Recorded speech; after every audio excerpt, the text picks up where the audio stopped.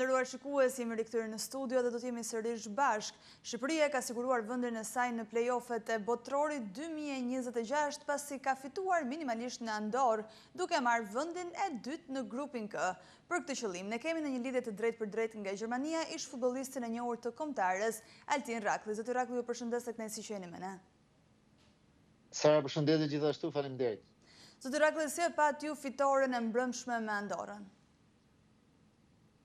Unë pash fakt ashtu siç e kisha parashikuar, të vështirë, të sikletshme dhe me jo shumë gola, sepse dje kishim përballë një skuadër që ta vështirëson shumë jetën në mënyrën se si luan, pra si vendoset, gjë që e kishte treguar edhe ndeshjet e tjera kundër kundërshtarëve të grupit ton, po edhe në Tiranë kundër nesh që me shumë vështirësi e zhbllokuan rezultatin ndikuar nga pjesa e dytë.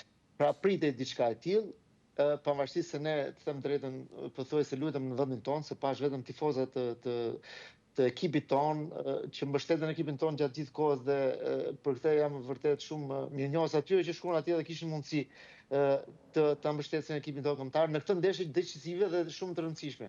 Kështu që ne kishim një objektiv shumë të qartë dhe pra që nuk ishte kush shkote përveç se fitores. Dhe këtë arritëm sidomos me një pjesë dy shumë të mirë, në krahasim me një pjesë parë që ishte paksa më e vështirë, pra krijuam shumë pak raste, na vështirësoi kundërshtari me mënyrën e vetlojës, siç e thash, po pjesën e dytë e zgjen shumë mirë. Edhe zëvendësimet që Praneri bëri, i dha një impuls tjetër lojës, i dha një kreativitet tjetër, si Uzuni ashtu edhe Bajrami, pra që e solli ekipin aty ku ne donim që të realizojmë një gol të paktën, dhe gjë që e realizuam në pjesën e dytë. Ju thoni që nuk kishim ku të shkonim përveç se fitores, por nuk ishte ajo fitore lehtë që ne prisnim, apo jo? Po patjetër, sapo e thash, edhe lojtarët besoj të stafi e dinin këtë që atje na priste një skuadër shumë agresive dhe duke pash parasysh pra edhe këtë agresivitet që ato treguan në fushën e lojës, hapësirat shumë të pakta që ato na lanë të krijonin. Patjetër do dilshim në përfundimin që do ishte një 90 minutë i luftuar që do luftonin gjatë gjithë kohës për të shënuar të paktën një gol.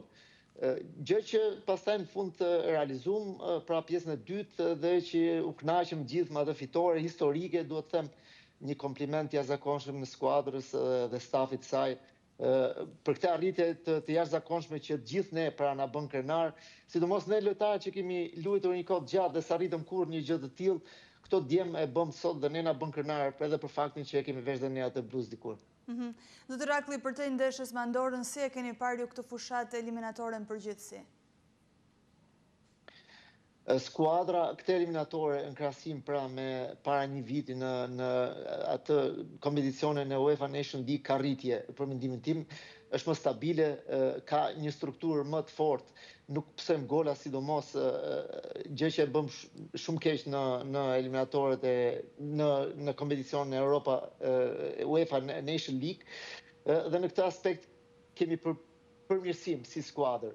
Patjetër na mungon pastaj në aspektin ofenziv, finalizues apo edhe krijues na mungon akoma ajo forca e dur që do të na çojë edhe një hap më tej, pra që të kemi edhe një shans konkret edhe ndeshjeve në play-offet që na presin përpara.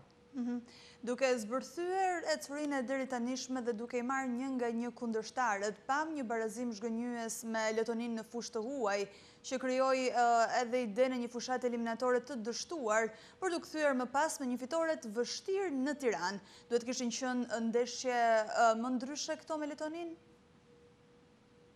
Jo, në fakt ajo ndeshja me Letoninë atje ishte vetëm një ndeshje që ne na përgjumi pak ose e morëm lehtë.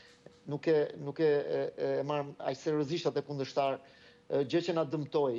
Po përveç asaj ndeshje, patjetër do të përmend dhe fakti, do të jemi realist, që kundërshtari jon direkt, pra që kishim Serbin, pra një kundërshtar shumë i fortë me vite. Këtë vit nuk ishte në atë formën e duhur fatmirësisht, gjë që ne realizojmë më shumë edhe këtë kualifikim në play-off. Pra ishte fakti që skuadra serbe ishte e dobët në këtë ndeshje, jo fakti që lojtarët tanë luajtën ashtu siç duhet luanin me Serbinë, duke marrë parasysh që kishim dhe një 1 metër të humbur edhe një barazim pa gola siç ishte ndeshja në Tiranë. Jo, nuk e thash këtë. Unë thash, sepse në qoftë se Serbia do ishte në kulmin e vetë formës, siç ka qenë gjithmonë pra këto vitet e fundit, se ka lojtarë me kualitetet jashtëzakonshme, ka një skuadër me shumë lojtarë në dispozicion, që luajnë në gjithë klubet më mirë të Europës. Qoftë se Serbia do ishte në kulmin e vetë më të mirë, atëherë ne do ta kishim më të vështirë se sa kishim. Do të kemi parasysh të dyja ndeshjet ne dominuam me Serbinë. Dhe në ndeshjen në Tiranë, pa diskutim që duhet ta fitoshim, meritonim 3 pikëshin, po edhe në Serbi ishim pothuajse në të njëjtën nivel, pra mos them edhe më mirë se Serbia. Kështu që në këtë aspekt ne meritum pa diskutim përpara Serbisë që të futeshim në play-off. Po thash si fakt, duke pas parasysh që Serbia ka një traditë në futboll shumë të mirë, është pothuajse e kualifikuar në çdo europian ose edhe në shumë botërore ka qenë në finalet e ka marrë pjesë si skuadër. Pra ka një traditë në futboll.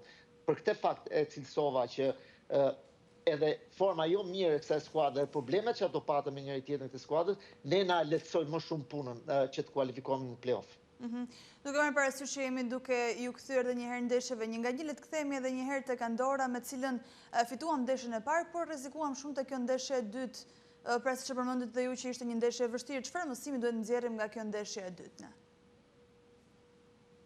Jo, nuk ka lidhje vetëm me ndeshjen e dytë, unë e ceka pak më parë, në qoftë se ne si skuadër jemi rrit, sidomos në aspektin defensiv, organizativ, në kombinacionin e daljes nga mbrojtja në mes fush dhe në lojën sidomos me qarkullimin e topit, atëherë duhet përmirësojmë edhe pak në lojën ofenzive, duhet jemi më cinik, duhet jemi më kreativ, duhet jemi më golshënues, pra të realizojmë më shumë gola, në qoftë se duam të kemi një shans pastaj kundër skuadrave që na presin që janë akoma më të forta në play-off. Domethënë në këtë drejtim e thash.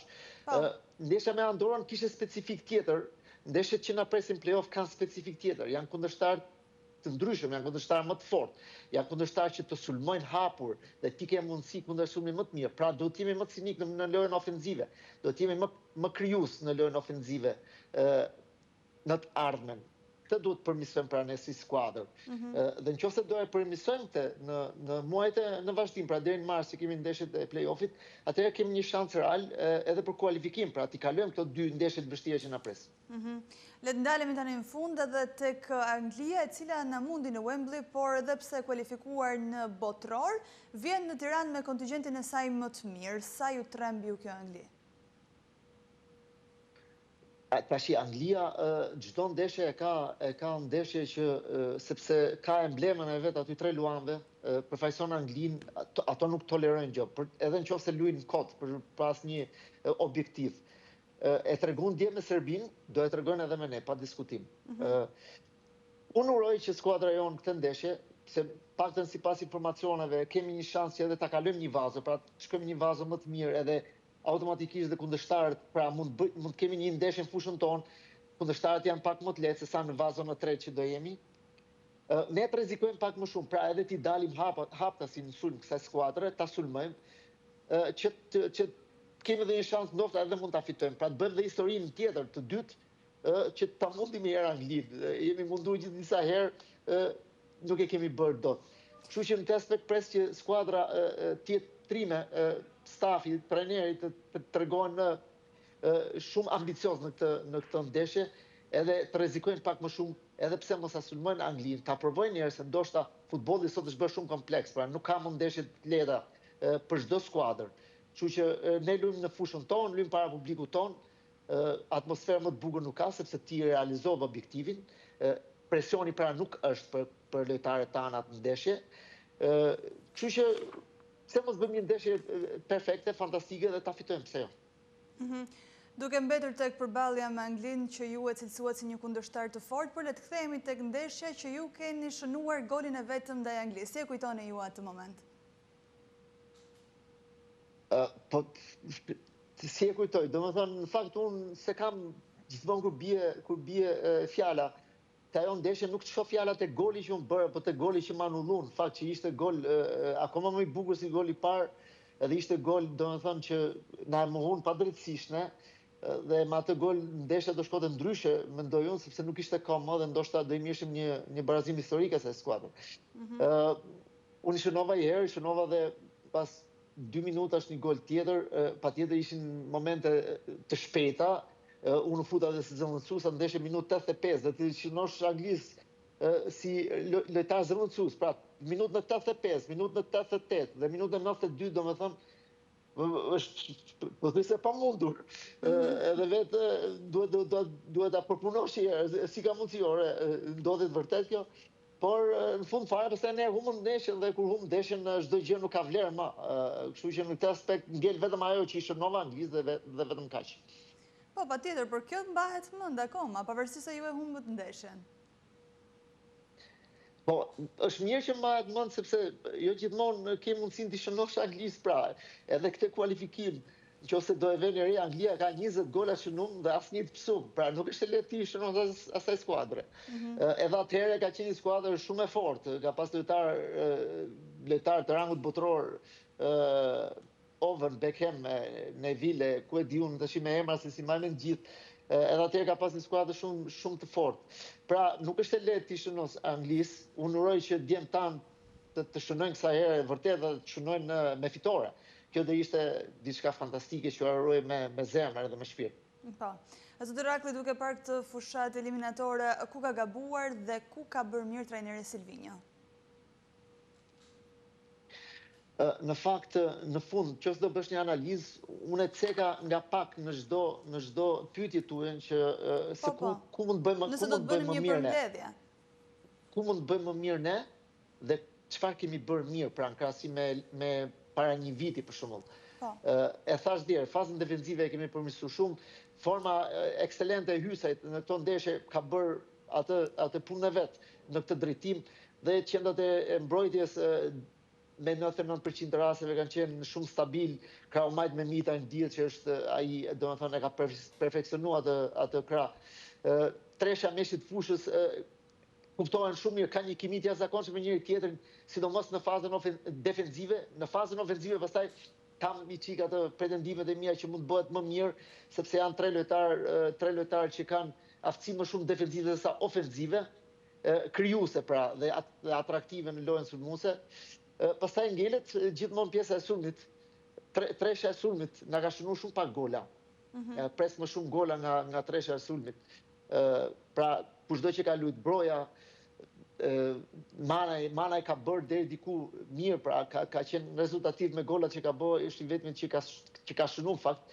Nga Hoxha pres më shumë, nga Ozuni pres më shumë të shënoj, pra në aspektin e finalizimit të golave.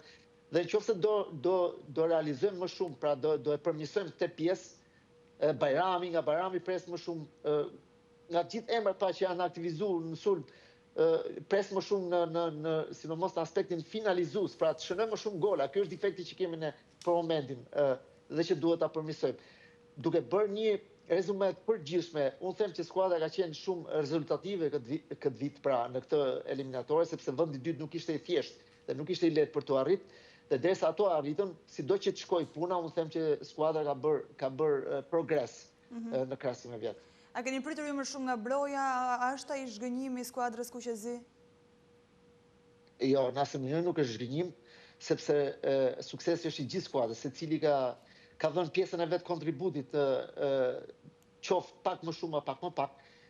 Kështu që zhgënjim nuk është. Ne patjetër presim më shumë nga Broja, por duhet kemi parasysh dhe unë e kuptoj mirë si ish futbollist aktiv që kam qenë, në moment që ti nuk shënon për kohë gjatë, nuk ke minutat e duara, nuk ke besimin e duar të trajnerit në klubin tënd, është e vështirë të dalësh nga ajo situatë. Ai që një vit i dëmtuar, pra nuk është e thjesht dalësh nga, është lojtar që jeton për fazën e vet shpërthyese që ka, pra duhet të jetë 100% fit, duhet të ketë minutat, duhet të shënojë, duhet të ketë anën morale të mirë që të vinë lojën e vet. Dhe nëse ai do arrijë këto, do shohim një Broja komplet tjetër. Dhe unë ja uroj të vi sa më shpejt aty, pra të fitoj minutat e veta në skuadrën në Angli, të vite goli sa më shpejt dhe duke arrit këto gjëra, atëherë ai edhe vjen në lojën 100% në efikasitetin e vet 100%. Kështu që në asnjë mënyrë nuk më thush që është zhgënjyese. A janë këta lojtarë, këta futbollistë, lojtarët më të mirë që ka Shqipëria aktualisht? Unë besoj se po. Jam përmend disa emra që unë faktikisht personalisht nuk i njoh, nuk i kam ndjek dot.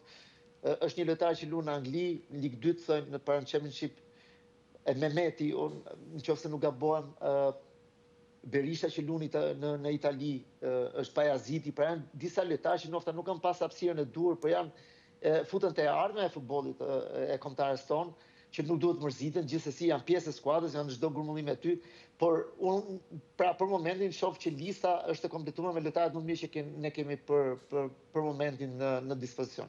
Duke bërë një parantezë, duke mbetur tek e ardhmja e futbollit tonë që ju sapo e përmendët, shohim 10 mijëra fëmijë që luajnë futboll, pra kemi një masivizim, por si mund të arrijmë tek cilësia për të patur një kontingjent dhe për të patur talente për ekipin kombëtar? Kjo është një pyetje që do shumë diskutim. Nuk thohet vetëm një fjalë ose me një fjali. Mënyra e organizimit të akademive në Shqipëri, pra ku mund të marrë pjesë çdo lloj fëmijë, ti do kesh vështirësi që të nxjerrësh fidanishte, por gjithmonë Shqipëria i ka nxjerrë veç. Pra në Shqipëri dalin çdo vit lojtarë të ri të mirë që fundi fare pastaj kalojnë nëpër Europë. E kemi parë këtë kampionatin shqiptar, vitet e fundit kanë kaluar shumë lojtarë. Nuk është ndoshta ajo cilësi e madhe e lojtarësh që e çajnë pra atë pjesën finale të futjes në ekipin kombëtar, por ne gjithmonë kemi fut nga kampionati pra nga tri tanë, nga akademitë tona, lojtarë kemi prodhuar lojtarë që fundi fare Uzuni është një nga ato për shembull. Tash ti jemi realist. Manaj, nuk e di, Manaj është rrit në Itali, më duket, po domethënë kemi një lojtar tjetër që ka dalë nga pjesë, Muçi ka dalë nga pjesa jonë. Asani ka dalë, domethënë jo direkt nga klubet e vogla, pra, po ka luajtur në kampionatin tonë shqiptar. Nuk është se ne nuk kemi nxjerrë fare, po patjetër që kemi për të përmirësuar në këtë drejtim. Unë them që thelbi i akademive në Shqipëri që ketë sa më shumë konkurrencë dhe pra që dalin lojtarët më të mirë dhe të rriten njëkohësisht për ekipin tonë kombëtar, duhet të jetë ajo pjesa e filtrimit të akademive. Pra lojtarët duhet filtrohen, jo çdo lojtar mund të marrë pjesë të stërvitet me lojtar që ka më shumë talent, se vetëm kështu mund të ngrijmë cilësinë e lojtarëve dhe mund të përgatisim më mirë ato për më vonë, domethënë. E qartë. Duke kthyer edhe një herë kombëtare, sa i vështirë do të jetë play-offi? Play-offi është shumë e vështirë sepse nuk kemi bëjmë me skuadra që të bezdisin ose që ta bëjnë jetën e vështirë, por kemi të bëjmë me skuadra të forta. Kemi bëjmë me skuadra cilësore që kanë cilësi, pra ato s'ka nevojë me të ardhur 3 herë në port me të shënuar gol, ato të vinë herën e parë të shënojnë. Janë skuadra që dinë edhe lojën kolektive, edhe lojën individuale, e kanë në ADN-n e vet. Po marr një shembull konkret, Hungaria për shembull, në Hungarinë e shoh një status me skuadrat si Portugalia apo Spanja. Në mënyrën e vet, paktën çka ka treguar këtë kompeticion aty. Dhe unë uroj që mos ta bëjë një skuadër e tillë si Hungaria. Do thuash që ky është flet pak me cinizëm se sikur nuk ka besim ke skuadra jonë. Po këto skuadra na presin në play-off, pra skuadra të forta si Hungaria apo Çekia apo edhe Slovakia, Skocia, pra janë skuadra që kanë nivel loja dhe kualitet e tjera si këto që ne kemi përballuar në këto eliminatore, përveç Anglisë. Për cilin kundërshtar do të preferonit ju që të kishim mes atyre që janë diskutuar? Janë gjitha të forta, më thash, Hungarinë nuk e doja në asnjë mënyrë, domethënë na vinte, pjesa tjetër pra janë pak a shumë të një niveli, pra Skocia, Slovakia dhe Çekia janë skuadra pak a shumë një niveli, megjithëse Çekinë e shoh pak më të fortë në këtë drejtim. Do preferoja Slovakinë dhe Skocinë, më mirë. Zoti Rakli, për ta përmbyllur këtë bisedë, sa e mundshme është ëndra e kualifikimit për në botror? Nuk e di si ta them me përqindje, ta them me kështu, unë për vete besoj gjithmonë ke ekipi jonë kombëtar, nuk e di, e kam në personalitetin tim që edhe vetë kur kam luajtur, kam besuar gjithmonë kundër çdo kundërshtari që unë mund ta fitoj ndeshjen, do luaj për të fituar. Kështu që kështu e shoh dhe ekipin tonë kombëtar, uroj që edhe skuadra tjetër përgatitet që kushdo që t'i dali përpara të futet për të fituar dhe për të kualifikuar sepse ndoshta ky shans do e ketë vështirë të na vi dhe herë. Kështu që duhet ta shfrytëzojmë me që na ka ra, me që kemi këtë shans kësaj herë. E qartë të Rakli, ju falenderoj shumë për këtë bisedë dhe kënaqësi që ishit me ne. Faleminderit gjithashtu. Ndërruar shikues, kemi ardhur në fund të kësaj bisede, do të shkëputemi tani për pak publicitet dhe bashkë do të takohemi sërish për të tjera zhvillime.